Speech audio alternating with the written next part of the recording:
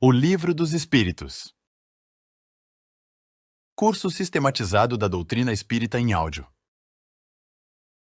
Seja Sociedade Espírita Joana de Ângeles, Ribeirão Preto, São Paulo. ESD da Seja.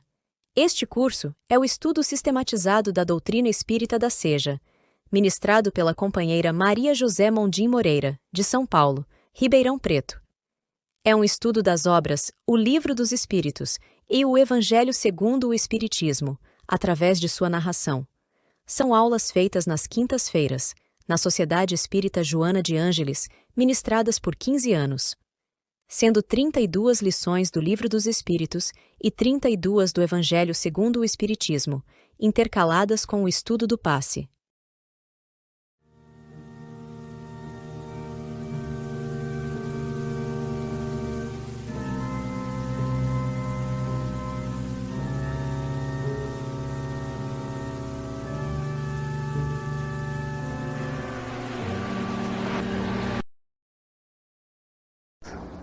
Estamos vivendo a nossa reunião número 18, na sequência do estudo sistematizado de O Livro dos Espíritos. Hoje um capítulo muito interessante, eu tenho certeza assim que deve ter despertado a atenção de todos aqueles que durante a semana percorreram as 101 questões que compõem o nosso capítulo. Exatamente por isso que nós vamos ter que dividi-lo em duas, possivelmente em 3 partes, já que as informações que esse capítulo traz são assim muito objetivas, embora tudo aquilo que a doutrina espírita nos ofereça é de uso imediato, mas aqui nós temos certeza que dizem muito respeito ao nosso dia a dia. São 101 questões que nos informam acerca da intervenção, da influência que os espíritos podem exercer no mundo dos encarnados. De início, nós vamos revendo os assuntos, faculdade que os espíritos têm de penetrar os nossos pensamentos, a influência que os espíritos exercem, a influência oculta dos espíritos em nossos pensamentos e atos, e acredito que chegando até o assunto possessos, onde ali vai existir uma abertura para o tema obsessão, que é alguma coisa assim muito intimamente ligada à doutrina espírita, já que é a doutrina espírita que revelou as leis que permitem esse assédio, que pode chegar até uma subjugação, e da mesma maneira nos dá os recursos para que possamos nos colocar a salvo de uma influência dessa ordem. Que os espíritos intervêm no mundo corporal, nós poderíamos dizer assim que é alguma coisa, é um fato inquestionável, porque mesmo aqueles que dizem não acreditar nessa influência ou na existência dos espíritos, muitas vezes demonstram temer aquelas coisas que dizem não existirem ou não acreditar. E o que mais preocupa as pessoas, e nós poderíamos colocar as que não são esclarecidas, porque não se justifica por parte de alguém que conheça o assunto, que conheça o mecanismo dessa influência, mas o que mais preocupa ou intimida as pessoas são as manifestações ostensivas ligadas aos efeitos físicos. Os fenômenos podem acontecer através de ruídos, transporte de objetos, aparições, vozes diretas. Como é que nós nos sentiríamos se de repente um espírito se materializasse? Esse termo não faz parte da codificação, mas explica, assim, de uma maneira popular a ideia. Como é que nós nos sentiríamos se, de repente, um espírito se materializasse diante de nós? Sem nenhum problema. Se for um encarnado desconhecido que surja de repente, nós precisamos nos acautelar, mas se for um espírito, os espíritos não causam nenhum tipo de dano, de mal físico ao encarnado.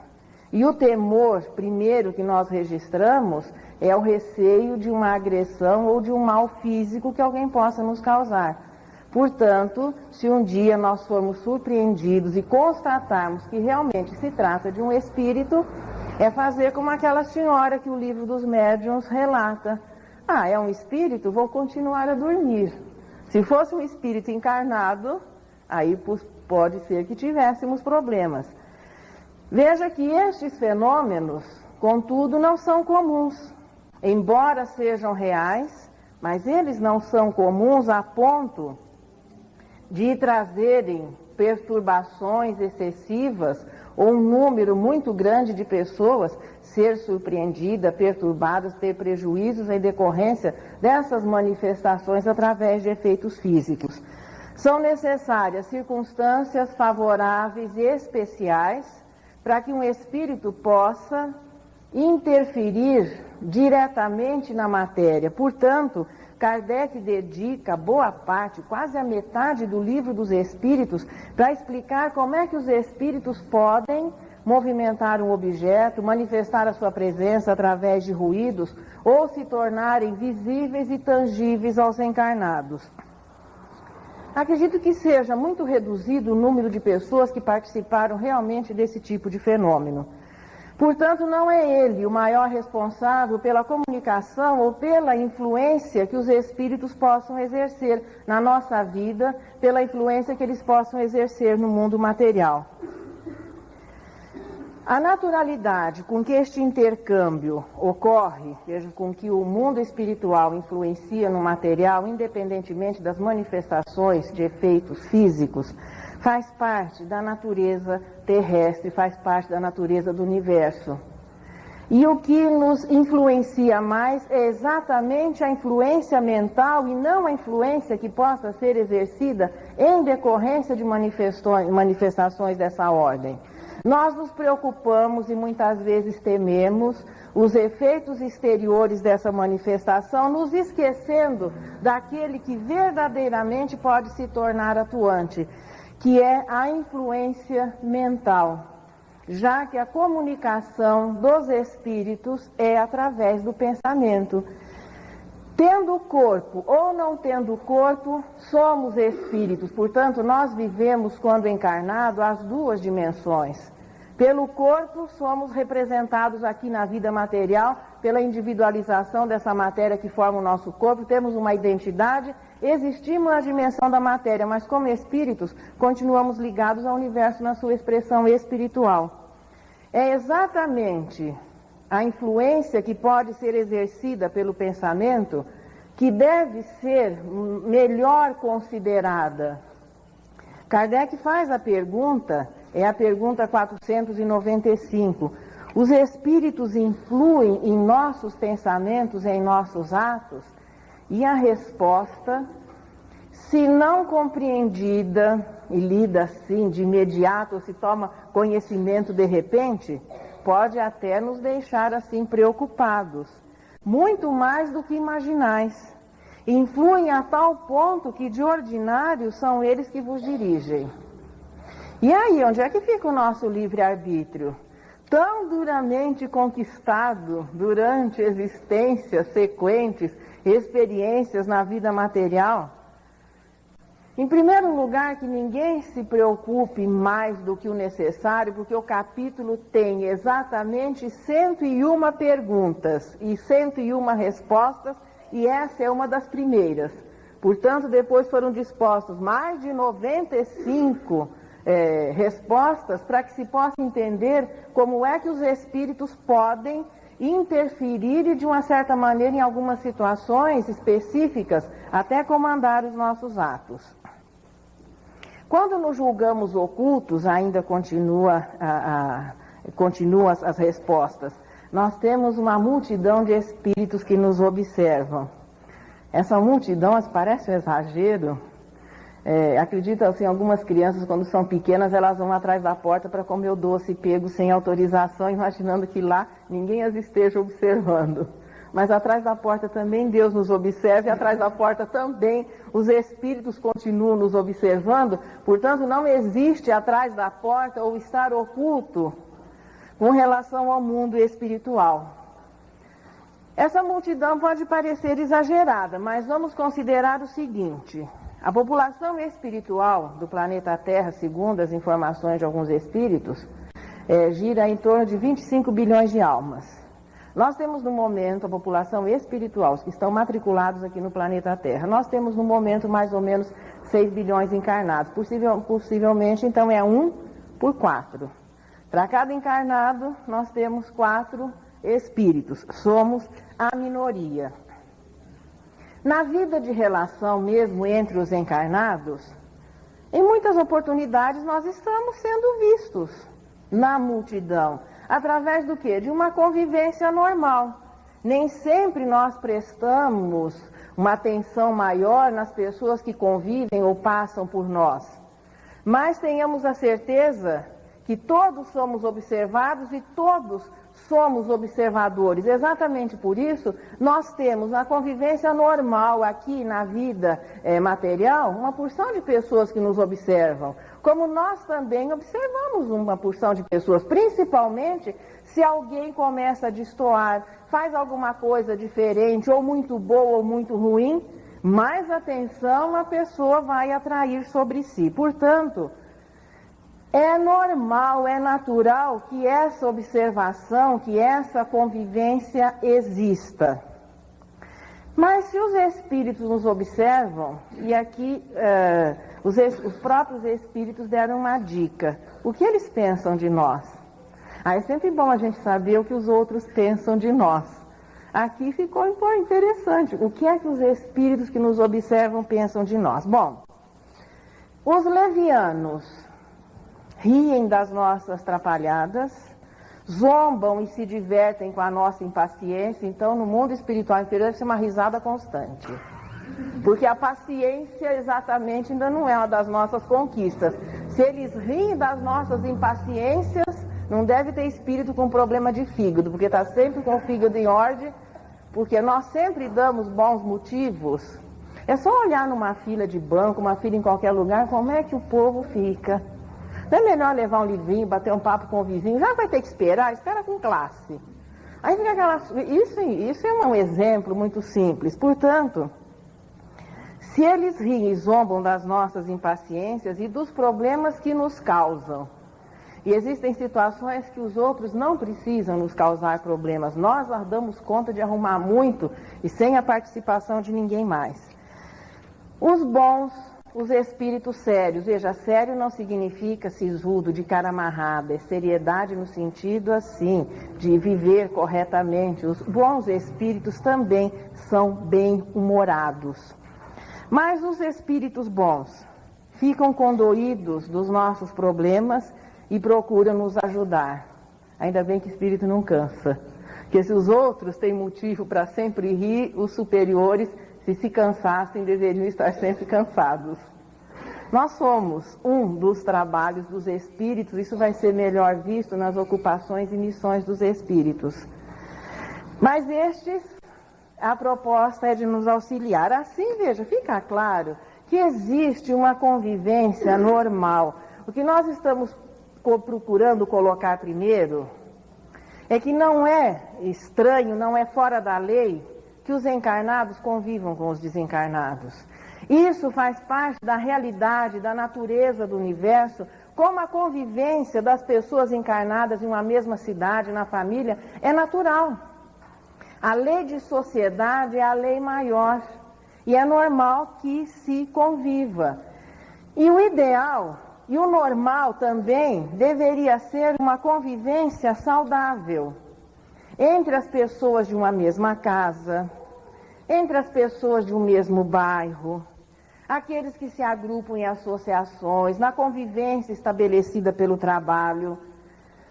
Deveria ser normal e um dia será a convivência saudável entre os países, um procurando auxiliar os outros, porque cada povo, cada região tem alguma coisa melhor e tem dificuldades. Então a troca, a convivência saudável é o normal.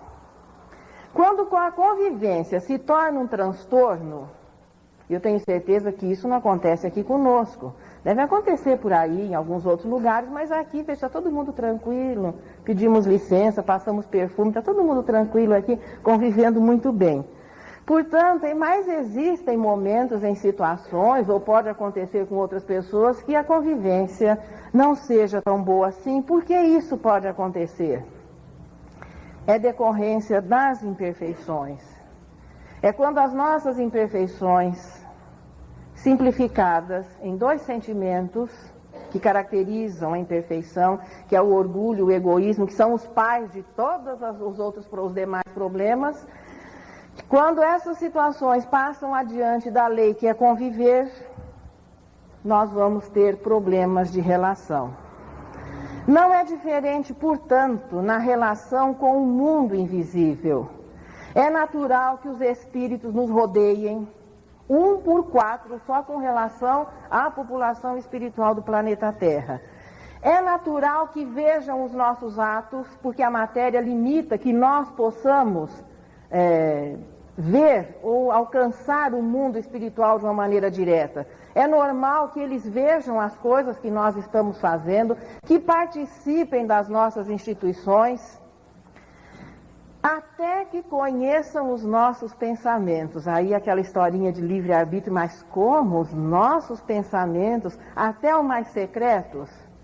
Até os mais secretos, dependendo das circunstâncias. Para que vocês não fiquem muito preocupados, seria bom assim que a gente tivesse o espelho aqui atrás. Todo mundo ficou sério na hora até os nossos mais secretos pensamentos. Por exemplo, o nosso anjo da guarda é alguém que antes até que a gente formule o pensamento, ele já sabe o que é que nós vamos fazer e que ele vamos pensar, e ele respeita as nossas disposições. Contudo, nós não somos vítimas indefesas dessa situação. Tudo isso é perfeitamente normal e funciona harmoniosamente, desde que os interesses, que têm como causa as imperfeições, não passem adiante das leis que regem essa convivência.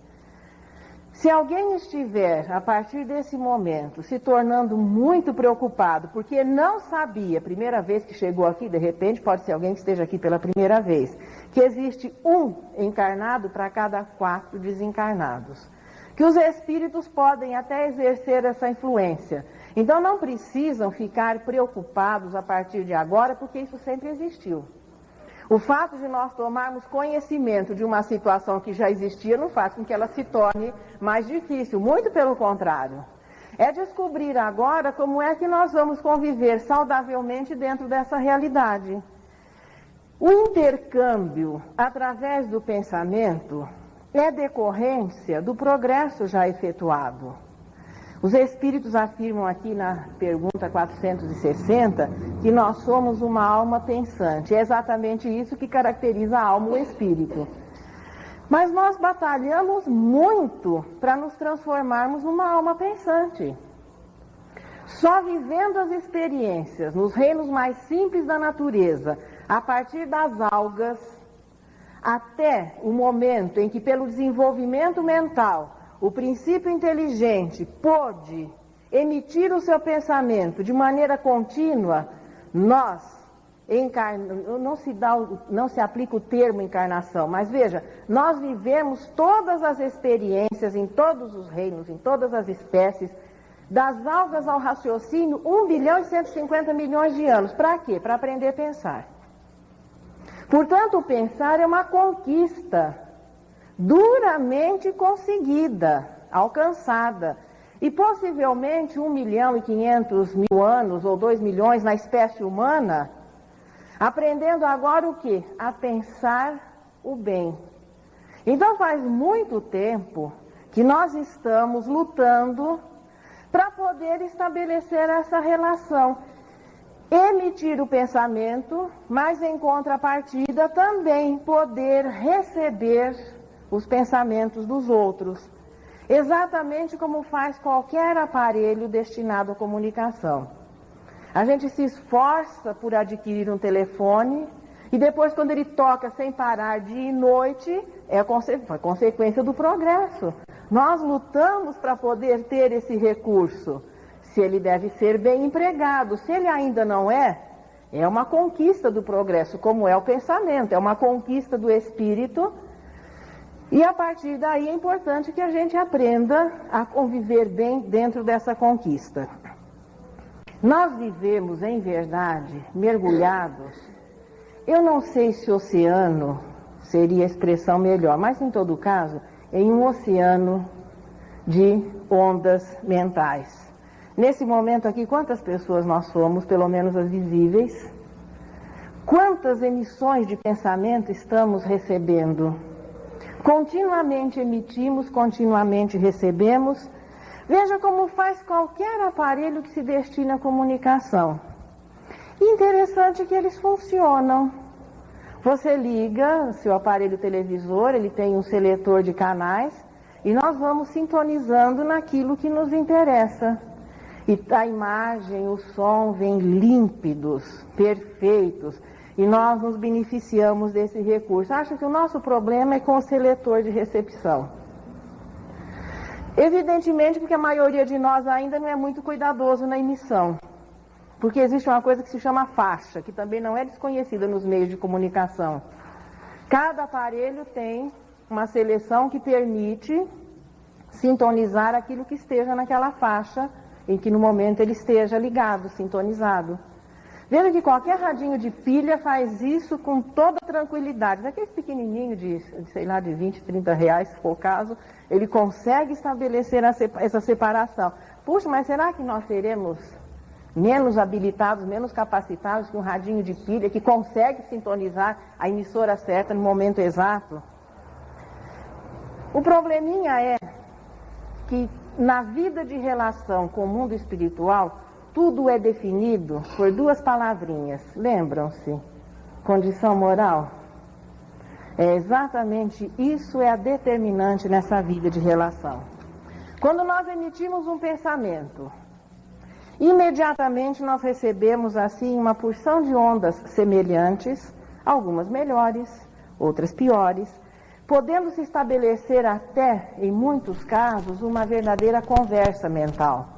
O pessoal que faz desenho animado representa, né, o Pato Donald com aquele bonzinho e o outro que é o malzinho, e ele pensando o que ele vai fazer. Mais ou menos é nessa linha. Então nós emitimos, recebemos. Como é que nós vamos saber se o pensamento é nosso? Afinal de contas, nessa confusão que pode se estabelecer, como é que nós vamos saber qual que é o nosso pensamento? Os espíritos aqui dão um critério, não é um critério absoluto. Geralmente, o nosso pensamento é o que vem em primeiro lugar. Embora nem sempre seja possível estabelecer-se essa distinção. Se isso fosse muito importante, estabelecer a distinção de qual é o nosso pensamento, qual é o pensamento que é sugerido, Deus teria disposto um recurso, os nossos pensamentos seriam cor-de-rosa, os que viessem de fora azul. Pronto, ficava fácil, né? Você sentiu um pensamento cor-de-rosa, é seu. Quando era azul, não, esse não é meu. Também isso não acontece.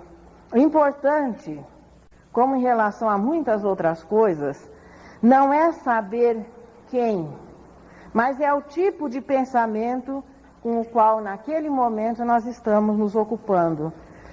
É verificar se é um bom pensamento, se é um mau pensamento. Os espíritos podem nos influenciar? Podem. Os bons podem nos influenciar? Podem, os maus também. Aí nós ficamos naquela altura que a gente começa a se sentir pequenininho, assim, mas como? E nós ficamos nessa situação, assim, desprotegidos, sem conseguir estabelecer essa distinção. Os espíritos ainda, aliás, esse capítulo aqui é uma maravilha em sugestões, em dicas, em coisas de pronto uso para o nosso dia a dia. A sugestão deles, nesse caso, é a seguinte: estudai o caso. Os bons espíritos somente aconselham o bem, embora os maus também possam dar as suas sugestões. Aí nós ficamos naquela. Os bons sugerem o bem, os maus vão procurar nos sugerir coisas inferiores. Aí você decide.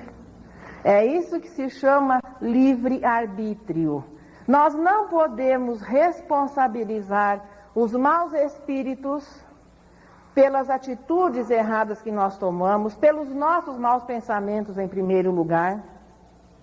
Ninguém é um dependente do álcool, de drogas, ou de repente é uma pessoa que se expressa de maneira deselegante, que costuma dar chute nos móveis. Ah, mas ele é assim porque os espíritos o fazem fazer essas coisas. De maneira nenhuma. Porque na hora que nós fazemos boas coisas, conseguimos glórias, ninguém se lembra de dividir com os espíritos. Ah, mas quem é que fez essa beleza de obra? Fui eu.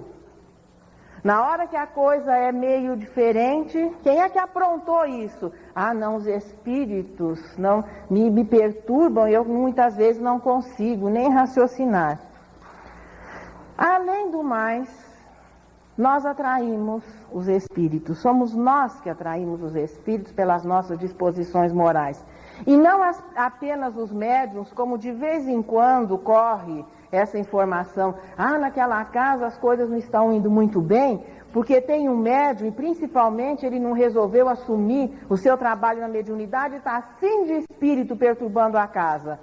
Os médiuns não atraem nem mais e nem menos do que as pessoas. Todos nós atraímos. O médium é aquele que, pela sua natureza mais sensível, pela sua faculdade, pode perceber a presença de um espírito dentro, claro, das suas várias modalidades de mediunidade e interpretar até o seu pensamento, mas não que ele seja responsável por uma atração maior do que com relação àquele que não disponha de faculdades mais ostensivas. Os espíritos, portanto, estarão sempre dispostos, aí vem uma palavrinha-chave, a secundar as nossas intenções. A Nercy vai dar um sorriso, ela gosta disso. Eu falo assim para ela dar um sorriso. Tanto os bons quanto os maus estão sempre prontos a secundar as nossas intenções. Daí o nosso livre-arbítrio fica garantido. E a convivência dos maus, a convivência dos bons com os maus é uma situação perfeitamente natural. Porque se os bons se recusassem a conviver com os maus, a gente sempre pede licença quando emprega o termo mal. Como é que espíritos de prova e expiação ficam falando que os outros são maus? O problema é só uma questão assim de estabelecer uma comparação, os que ainda não são bons. Mas se aqueles que já são bons se recusassem a conviver com os que não são, como é que os inferiores poderiam progredir? Qual o referencial de bondade? Veja que Jesus convive conosco através do quê? Claro, do pensamento, ele é o governador espiritual do planeta Terra. Não existe nada que não seja do conhecimento de Jesus que não aconteça aqui no planeta. Os cargos espirituais são encargos, não é aquele que deixa o paletó e não aparece nunca para ver como é que vai o serviço. Jesus atua diretamente, dando o exemplo aqui doméstico. Convive conosco, deu até um exemplo maior de convivência, veio viver durante algum período aqui as agruras e, de uma certa maneira, as belezas de uma vida material.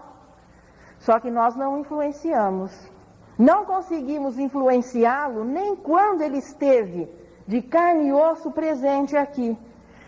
Em nenhum momento a nossa ignorância, as nossas inferioridades, os nossos interesses conseguiram modificar ou influenciar nadinha na virtude, na pureza daquele espírito que nós conhecemos como Jesus. É por isso que a convivência faz parte das leis, é natural. A influência é que é o probleminha.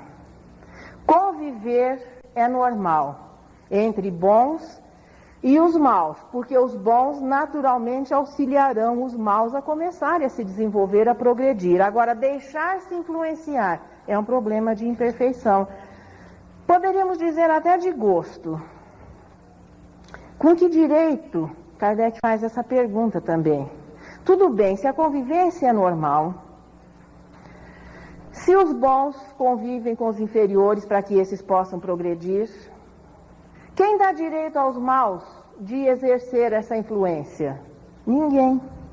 Não existe ninguém que autorize a existência do mal. Aquela ideia que muitas vezes é passada adiante, que no universo existem duas forças conflitantes, as forças do bem e as forças do mal, que a gente fala assim, é com a realce.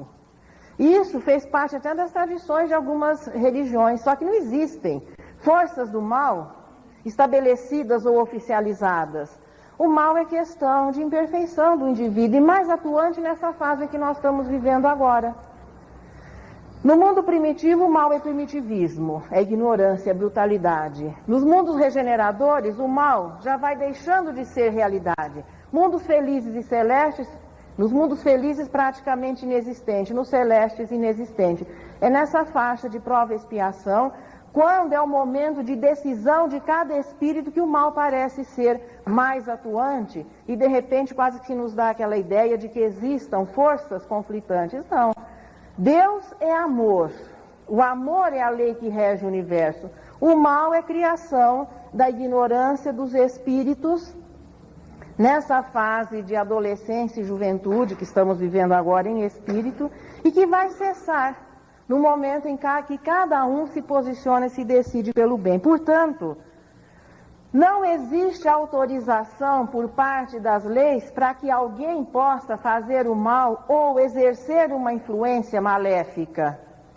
Aquele que assim age, é a resposta número 470, o faz por sua conta e estará sujeito às consequências de tal procedimento. Isso serve para espíritos desencarnados e serve para espírito quando encarnado também.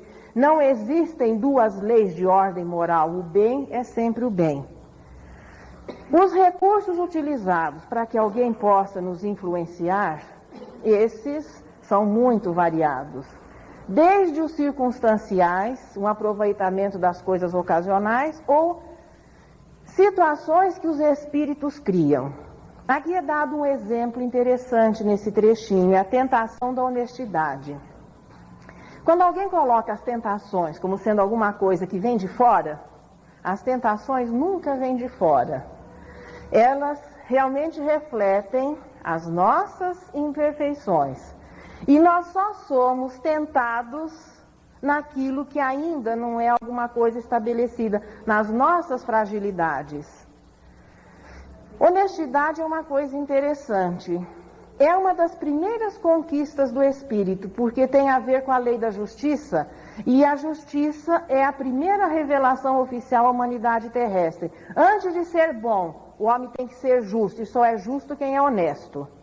E honestidade não depende de quantidade. Não existe honestidade em grande soma e desonestidade quando a coisa é pequenininha. Honestidade é reconhecer que o nosso direito começa onde termina o direito do próximo e não estabelecer o nosso direito pela força ou ser uma situação circunstancial. Ele faz o exemplo aqui. A pessoa encontra uma carteira com uma determinada quantia, não estamos nem falando de roubo, nós estamos falando de alguém encontrar uma carteira que tem uma determinada quantia. Aí aquela dúvida, que fazer? Devolvo ou não? Se a dúvida já se estabelece, ainda não estamos vivendo a justiça que foi revelada, oficializada 1.300 anos antes de Jesus, que é o Decálogo. Naquele momento de dúvida, mas existe motivo para dúvida, se nós encontramos, seja lá o que for, não importa o valor que tenha, se estamos precisando até daquela quantia ou não. Não é nosso. Se a dúvida se estabelece, olha aqueles dois pulando no ombro. Pois é, entregue, não é seu. Imediatamente outro pensamento. Imagina, achado não é roubado. E aí? Como é que se fica naquele momento, né? Isso acontece em outras situações. Quando a dúvida com relação ao que é correto se estabelece, nós já estamos abrindo as portas para que aquilo que se chama tentação, que estava dentro, não estava do ladinho de fora, e é o momento em que nós podemos passar a sofrer uma influência inferior, mas que naquele momento não é inferior. Se a honestidade, se a justiça já é alguma coisa assimilada, E quando o espírito assimila a justiça, ele se torna naturalmente honesto. Não existe como a segunda opção, que achado não é roubado. Não é nosso e fim. Não adianta lamentar. As pessoas às vezes se comportam diante disso como se eles estivessem perdendo alguma coisa. Mas eu vou devolver, eu vou perder quanto? Vai perder o quê? Só pode ser considerado nosso o que é ganho através do trabalho. É o que o livro dos Espíritos vai nos falar na Lei de Justiça, Amor e Caridade. O direito à propriedade é o que é conseguido honestamente. Então, como é que a gente vai perder porque achou uma carteira contendo, quanto seria uma quantia? R$1.000, R$2.500, R$10.000? Qual seria uma quantia assim? Nós não estamos perdendo nada, não era nosso, não fazia parte da nossa vida. E muito menos até quase se sentir lesado quando não somos gratificados numa situação dessa. Gratificado por cumprir o dever? Aliás, não deveria nem passar pela cabeça de alguém oferecer gratificação e muito menos receber. Quando a gente cumpre o dever, é dever devolver o que não é nosso.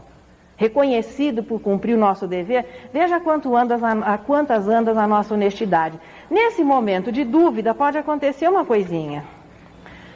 Uma influência inferior, que naquele momento não é inferior porque se iguala à nossa realidade daquele instante, passa a ser exercida e chegar-se a uma situação de subjugação, que aqui nós vamos encontrar o termo possessão. O termo foi colocado possessão no sentido de levar uma ideia, mas que não existe possessão à luz da doutrina espírita, mas sim a subjugação. Veja, a partir da quiescência, da concordância, da aceitação de uma sugestão, que pode nem sempre partir de desencarnados. Na vida de relação também, muitas pessoas são subjugadas por outras. Ligações de vício, ligações de paixão. Então não é apenas com relação ao desencarnado, mas aqui no caso estamos especificando a influência que um espírito possa exercer. E aquela vontade que até então era livre, era respeitada, pode chegar à situação triste de ter realmente o pensamento dirigido e os atos comandados. Chegando em muitas situações se estabelecer um tal sincronismo que o desencarnado passa a assumir o controle, a situação, parecendo que até a alma daquele que é o encarnado está ausente daquele corpo. Por isso que as pessoas aplicavam o termo possessão. Mas não existe substituição de alma. A alma, ainda que o indivíduo esteja num quadro difícil de obsessão, chegada à situação de subjugação, existe sempre a possibilidade e existe facilidades para a recuperação. Chega-se a isso a partir da aceitação de sugestões inferiores e as nossas imperfeições, que são sintetizadas, simplificadas no orgulho e no egoísmo. A ociosidade é uma das coisas muito aproveitada pelos espíritos que queiram nos influenciar. Vícios, paixões. Olha, de início é uma influência leve, quase que imperceptível. Por que a influência nem sempre é percebida? Porque alguém que queira nos influenciar, ganhar a nossa confiança, nunca vai chegando dizendo que a gente está fazendo tudo errado, que a nossa maneira é errada. Se você gosta de rosa, ele quer azul. Se você gosta de uma verdura, ele quer a outra. Aí não vai se estabelecer uma atração. A influência é sempre dentro de alguma coisa que já existe em nós. E os espíritos não desconhecem isso. E muitas vezes é uma questão até de atração mútua. Nem sempre podemos botar a culpa nos espíritos num quadro de obsessão. O problema é uma simbiose que vai se estabelecendo. A obsessão é sempre bilateral. De início é uma influência leve. A gente levanta segunda-feira de manhã, depois de 2 feriados, chovendo, frio. Você fala, eu tenho que trabalhar. Aí alguém já logo fala assim, coitadinho. Mas você é injustiçado. Tem tanta gente que ganha vida sem fazer nada e você tem que se matar para ganhar aí 200, 300 reais, salário mínimo. Aí, veja isso repetindo-se várias vezes, porque vem de encontro às nossas coisas. A ociosidade é uma coisa muito explorada. As nossas imperfeições, os nossos vícios, tudo isso, e você começa a se sentir assim, realmente alguém que ninguém considera, aquela autopiedade, a reclamação sistemática diante da vida, todas as coisas inferiores vão sendo levantadas, e nós temos muitas, a nossa bagagem é muito grande, e o eco vai se fazendo ao nosso redor. Veja que de início é quase que imperceptível. São crises passageiras de mau humor, situações meio estranhas, mas ainda dentro de uma faixa de normalidade. Não, veja, existem pessoas que são obsediados simples a vida inteira. Não que exatamente o quadro seja sequente, que quem começa uma obsessão simples vai terminar numa subjugação. Mas não é importante sempre se considerar. Da obsessão simples, que é aquela situação meio estranha, meio desconfortável, reclamando da vida e outras coisinhas mais, chega um momento em que o quadro se acentua e já passa para uma segunda fase. É a fascinação, que é quando os espíritos, ou o espírito ali que está objetivando, que já tem uma meta definida, que é tomar conta do nosso consciente, nos tirar das nossas atividades, nos afastar da nossa vida, muitas vezes com motivações, seja vingança, ou às vezes até uma parceria mesmo, antigos comparsas. Os motivos dos espíritos são os mais variados. Mas dessa obsessão simples, dessa influência até leve, o indivíduo vai ficando cada vez mais diferente, estranho. É o quadro da fascinação. Fascinação é uma música bonita, né? Os sonhos mais lindos, aquelas coisas assim. Mas o que é fascinação? É encantamento. É aquilo que você vê aquela lua cheia, fica paradão assim, olhando. Aí ele está fascinado. É quando se começa a perder o contato com a realidade. E as sugestões hipnóticas dos espíritos inferiores vão ganhando vulto na nossa mente. E cada vez mais nós passamos a enxergar a realidade que o espírito inferior, que o obsessor nos oferece, e nos distanciando do que é verdadeiramente real. A partir daí, a pessoa vai ficando cada vez mais estranha, diferente, doenças imaginárias. Então, uma porção de sintomas caracterizam essa situação. Até que o quadro se torna mais grave, se chega à subjugação física e até a subjugação mental e até a subjugação física. Então, existem quadros de obsessão nessa fase de subjugação, que é confundida e é chamada de possessão, em que os espíritos fazem com que o indivíduo tome até determinadas atitudes físicas. É relatado um caso em O Livro dos Médiuns, que o espírito obrigava o indivíduo, que estava nesse quadro de subjugação física, ele andando na rua, via uma senhora, uma mulher, ele tinha que ir abaixar, beijar a mão e pedir em casamento. Situações assim, no caso, ridículas. Chega a situação de subjugação em que o indivíduo passa a ser quase que totalmente controlado pelo espírito obsessor. Eu disse quase, porque sempre existe aquele espaço, aquele cantinho em que nós podemos tomar pé da situação novamente. O que fazer quando o problema se instala, né? O obsidiado, a pessoa não foi vigilante o suficiente para que um processo desse se instale.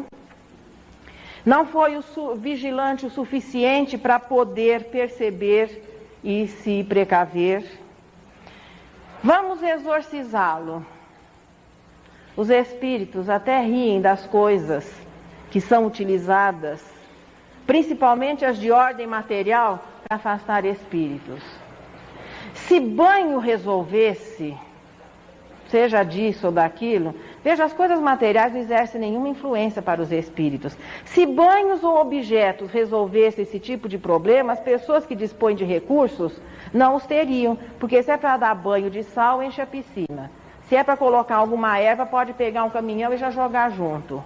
Se é para comprar qualquer penduricalho e colocar, quem tem recursos não passaria por esses problemas. E o que nós vemos que isso não corresponde à realidade. Pobres ou ricos, instruídos ou não, Qualquer pessoa é suscetível. Veja, qualquer pessoa, os espíritas também. Não é porque a gente conheça o processo, o mecanismo, se não for vigilante em pensamento, não poderemos também amanhã nos surpreender. Bom, quando a gente nota, nossa, mas acho que eu estou obsediado, já metade do problema está resolvido. O duro é que a maioria nem sempre se nós notamos. Dizer que exorcismos com coisas de ordem material, mandar espírito embora, ele não vai. O probleminha é que se ele está aí, alguma coisa naquela pessoa, naquele paciente, acabou estabelecendo uma ligação ou deu direito. Então as imperfeições são tomadas, abertas, prontinhas, para que as sugestões inferiores sejam conectadas. O auxílio de outras pessoas é importante, muito, principalmente se aquele que venha nos socorrer seja uma boa pessoa e possa exercer uma ascendência moral sobre os espíritos que estão ali influenciando e chegando até um quadro de subjugação. Mas só que não é o suficiente, o esforço dos outros é sempre válido. Pode alguém, Kardec faz a pergunta, por si mesmo afastar os maus espíritos e libertar-se? É claro, obsessão, influência, é sempre por parte de maus espíritos. Os superiores, veja, os bons espíritos teriam recursos para nos obrigar a fazer o que eles querem, mas só que eles não se utilizam desse recurso. Respeitarão sempre o nosso livre-arbítrio. O primeiro deles a respeitar é o nosso anjo da guarda. Ele, através do pensamento, sugere, ele dispõe de todos os recursos, mas nunca tolhe a nossa liberdade de realização. Portanto, essa influência, que pode chegar até uma subjugação física e mental, é sempre por parte dos inferiores, que não reconhecem o direito, como nós ainda nem sempre reconhecemos que os outros têm direitos, que os outros dispõem também, podem ser livres. Então é problema de inferior querer estabelecer normas, ditar normas, conduzir a vida alheia e principalmente querer modificar os outros. A verdadeira sabedoria é sempre você se modificar, você respeitar. Por isso, esse tipo de influência é sempre por parte de espíritos inferiores. Mas nós podemos nos libertar dos maus espíritos? Podemos. A resposta é: sempre é possível.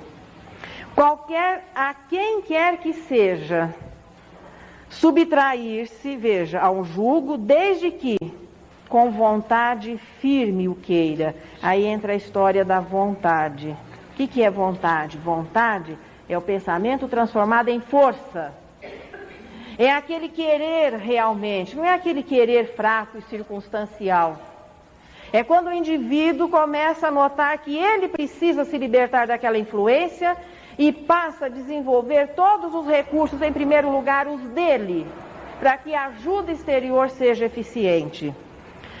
Aí a gente já vai passando o kit de desobsessão, que infelizmente não é encontrado em nenhum lugar para vender, mas que está todo colocado aqui, detalhado, nesse capítulo mesmo. Veja, esse assunto é desenvolvido no Livro dos Médiuns, é falado em A Gênese, e na maioria da vasta bibliografia espírita. Mas aqui nós já temos, assim, sintetizado o kit de desobsessão. É bom ter sempre à mão, para na hora da urgência não ficar desesperado procurando e já tem ali. Veja, está dentro de nós a solução. A prece é um auxílio poderoso. Quantas vezes por dia nós realmente oramos? Quantas vezes por dia nós alimentamos, todo mundo sabe, né? No mínimo 3 vezes, fora as beliscadinhas. Mas se o alimento é importante para o corpo e a maioria de nós não se descuida, às vezes até exagera, quantas vezes nós nos alimentamos em espírito? Parece que prece é só para as horas que acontece tragédia, quando a gente se sente desesperado. Prece deve fazer parte da rotina do indivíduo. Porque fica muito difícil na hora da crise nós conseguirmos uma tranquilidade que às vezes nos permita orar. Mas se for um hábito, é muito mais fácil. Só que é prece e não palavras que são murmuradas. É prece, que é a elevação do pensamento, é buscar Deus em pensamento com exclusão de qualquer outra coisa. Veja que Deus assiste. Aí vem a prece, mais as obras, o trabalho. Deus assiste, ou melhor dizendo, nós conseguimos alcançar o auxílio se não nos limitarmos apenas a pedir. Portanto, a prece não deve só ser para que se peça e nos lembrarmos de Deus apenas nos momentos de pedir alguma coisa. Veja, o obsidiado é uma afirmação clara aqui dos Espíritos. Tem que fazer a sua parte.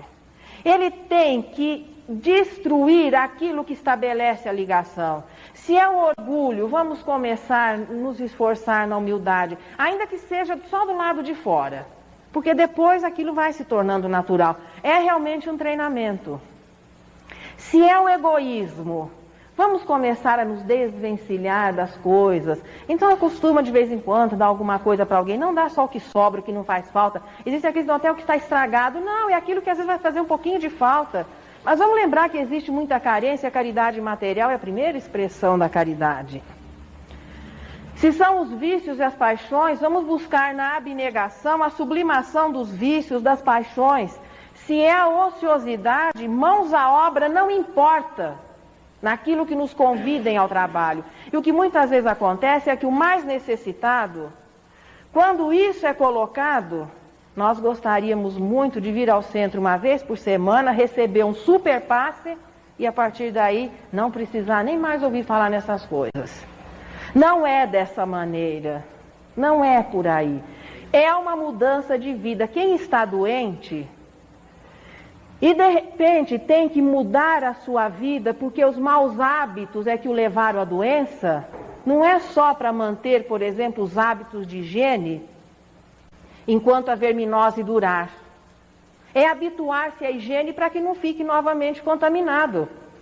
Então não existe, veja, nós agora conseguimos mudar um hábito que é esterilizar as verduras, coisa que a maioria não fazia. Ou é porque não existe mais o problema ostensivo de cólera que a gente não vai mais esterilizar a verdura? Quando é que se pode parar de ficar colocando Ropalin na verdura?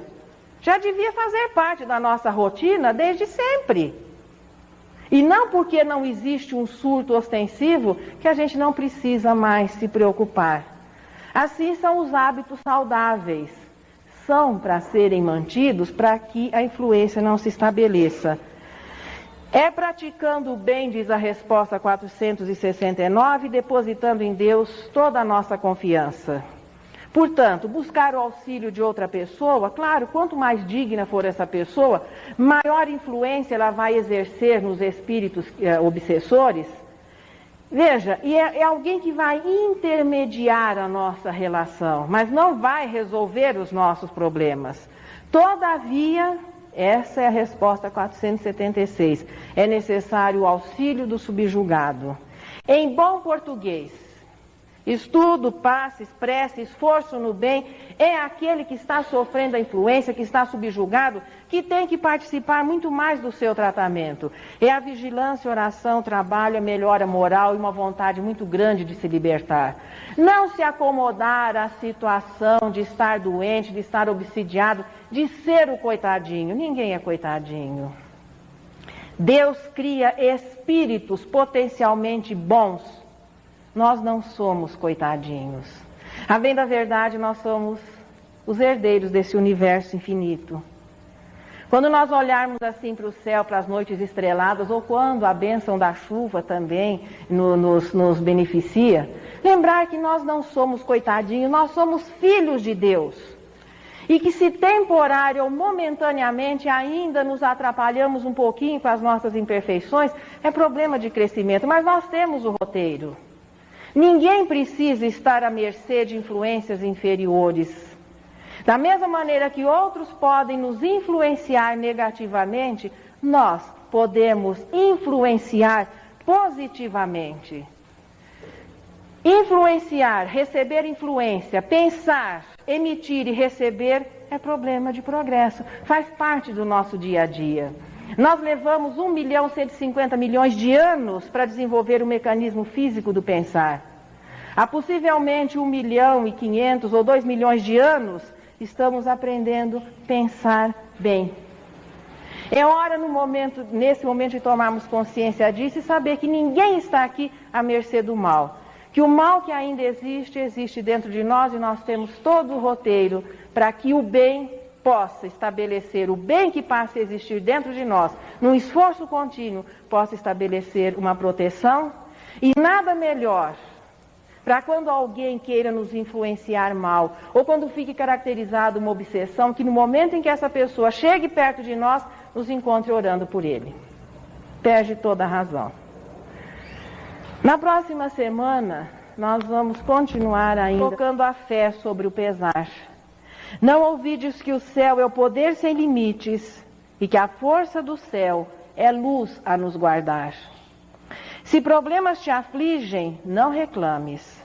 Espera a solução unindo-te ao dever. O trabalho constante é um prodígio no tempo em que toda a questão se põe a resolver. Se sofreste agressões, que isso não te doa, nem mesmo se perdeste os próprios bens.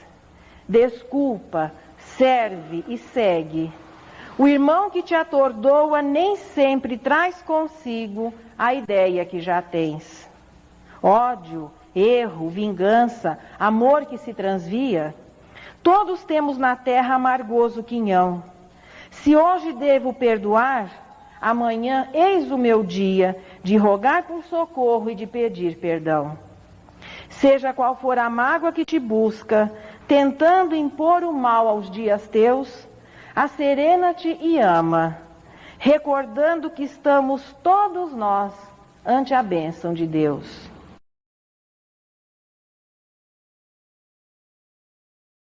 Conteúdo de qualidade, divulgando a doutrina espírita.